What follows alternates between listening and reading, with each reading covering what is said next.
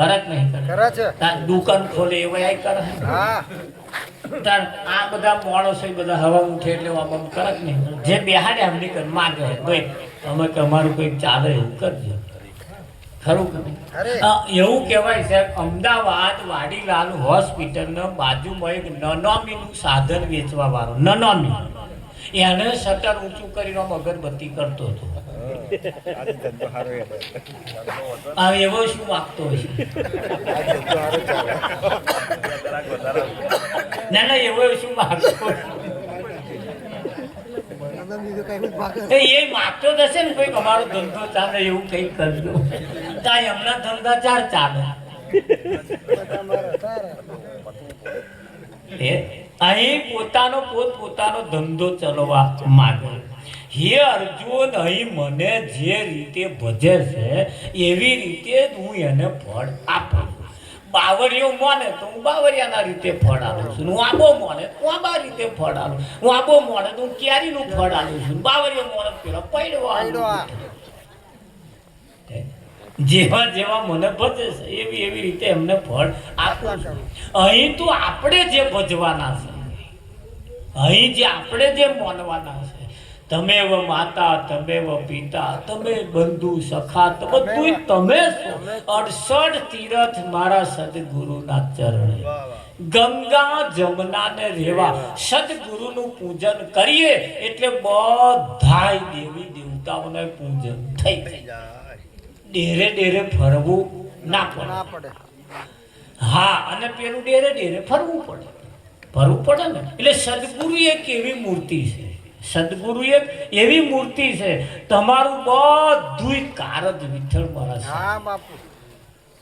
બધું છાર્યા પણ અહીં તો બન્યું એવું કે પેલા પ્રાથમિક શાળાના શિક્ષકો હતા છોકરો ભણાવતા હતા અને એની મેં પેલું ગાંધીનગરથી સાહેબ આવવાના ઇન્ફેક્શન રાખે ને ગાંધીનગરથી મોટા સાહેબ આવે ઇન્સ્પેક્શન રાખે તે આવવાના હતા તે દાડાવા નક્કી કર્યું તો અહીં ફોન આવ્યો ભાઈ આ દાડે હું આવવાનો એટલે આગલે દાડે બધા શિક્ષકોએ બધા છોકરાને કહી દીધું કાલે કોઈ છોકરું ગેરહાજર રહેવું જોઈએ નહીં જૂનો લુગડો પહેરીને આવવાનું ને બધા નવા કપડાં પહેરીને આવવાનું નખ ના કાપ્યા હોય તો બધા કાપીને આવવાનું માથામાં તેલ નાખ્યું ના નાખ્યું હોય તો બધા નાખીને આવવાનું આવું બધું કમ્પ્લીટ થઈને આવવાનું અને બધા તૈયાર થઈને આવ્યા વિઠ્ઠલ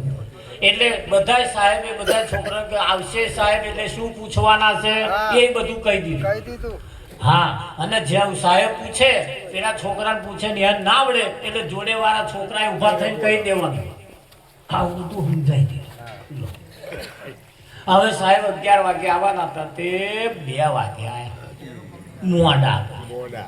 બધું કામ પતાવવાનું મોડા પડ્યા હવે 2 વાગે એમને 7મા ધોરણમાં જવાનું હતું એટલે 2 વાગ્યા એટલે પહેલું બીજું ત્રીજું પડી ગયું સીધું 7મા ધોરણમાં જતા અને ત્યાં ગયા હતા તો સાહેબ છોકરાને શીખવાડીને થાકેલા તે ટેબલ ઉપર પગ મૂકીને ખુરશી બેઠા ઊંઘે નાકોરા બોલા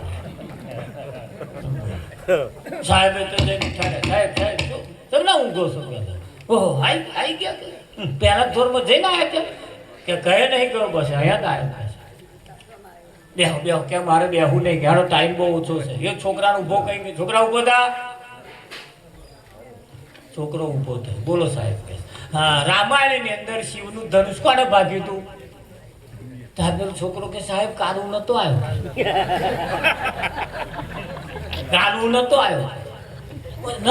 કાકે ના બીજાને ઊભો કર્યો ઊભો થા રામાયણમાં શિવનું ધનુષ કોને ભાગ્યું હતું કે સાહેબ મને ખબર નહીં કે હો હું નહીં ગમતો કે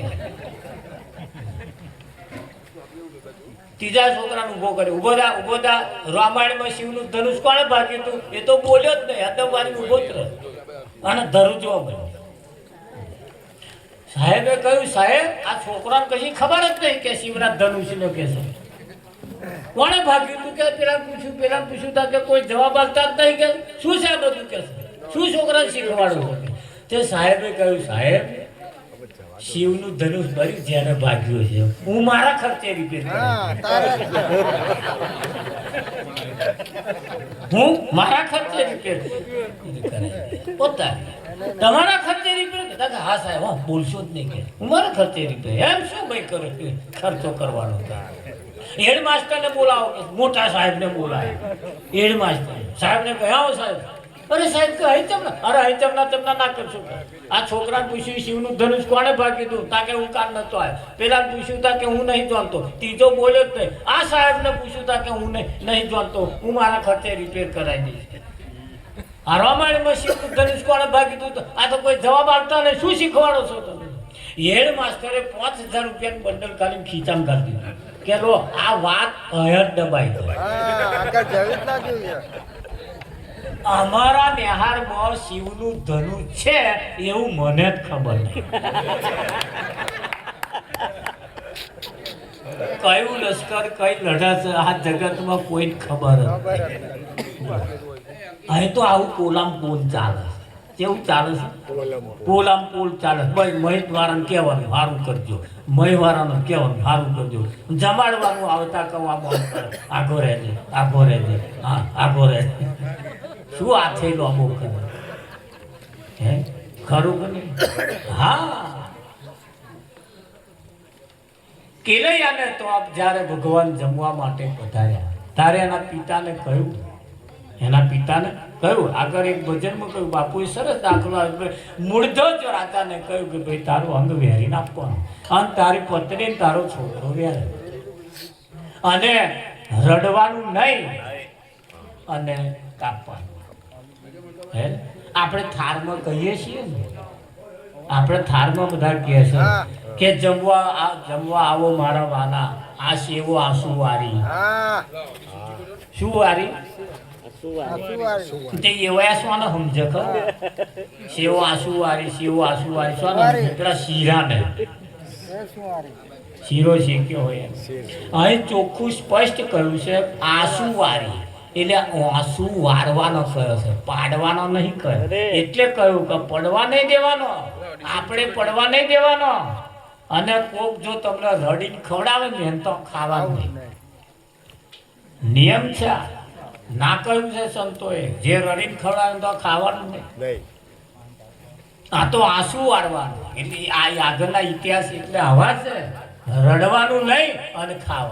ખવડાવવાના વિઠ્ઠલમાં એટલે હું આંસુ વારવાના કયા છે હું આંસુ પાડવાના કયા નહીં સદગુરુને જમાડવાના હતો વિઠ્ઠલમાં સોને જમાડવાના સદગુરુને જમાડવાના એટલે બધા નાસ્તો કરે તો લગીને આપણે સદગુરુ મહારાજ જય કૃષ્ણ કનૈયાલાલ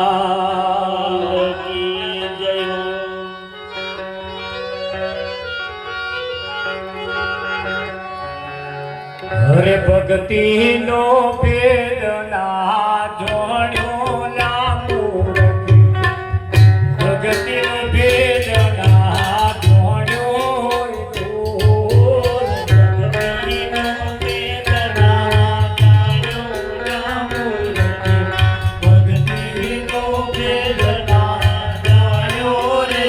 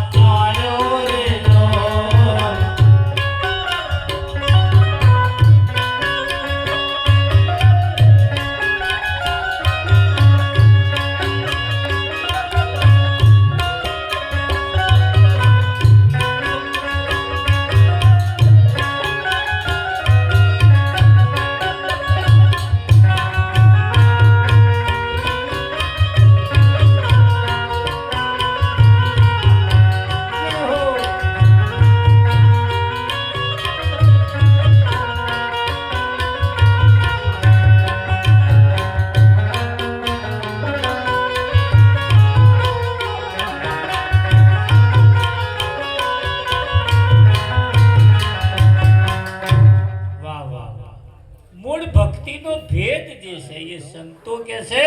ન જાણે અને એમાં અવસરીઓ ભેલાઈ જાય છે એટલે સમય સમયનું કામ કરે છે. હવે સમય લગભગ થઈ ગયો હોય એવું લાગે છે. અહીંયા અમે અમારી વાણીને વિરામ આપીશું. હજુ તો આપણે હર્ષદ મહારાજને સાંભળવાના જેમ એવું હતું.